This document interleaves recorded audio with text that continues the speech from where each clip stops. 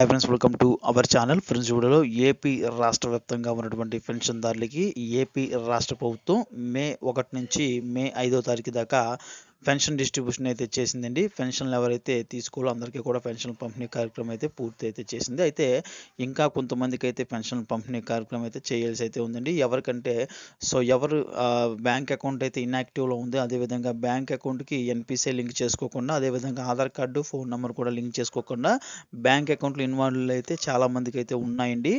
అలాంటి వాళ్ళందరికీ కూడా పెన్షన్ పంపిణీ అయితే చేయలేదండి. అలాంటి వాళ్ళందరికీ కూడా 4వ తారీఖు 5వ తారీఖు కూడా పెన్షన్ పంపిణీ చేస్తున్నట్లయితే రాష్ట్ర ప్రభుత్వం అయితే పేర్కొందండి. అయితే మనకి నిన్న రోజున చూసుకుంటే ఆదివారం కాబట్టి చాలా మందికి అయితే పెన్షన్ తీసుకోరండి. అలాంటి వాళ్ళందరూ కూడా ఇవాళ సోమవారం అండి.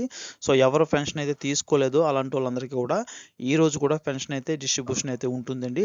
మీ అకౌంట్లో డబ్బులు పడలేదంటే కనుక కంపల్సరీ మీరైతే వెళ్ళి వెంటనే సచివాలయం ఎంప్లాయీస్ అయితే మీట్ అవ్వండి.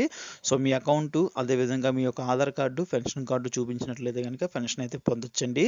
74,400 మంది దాకా అయితే పెన్షన్ పొందకుండా అయితే ఉండిపోయారండి.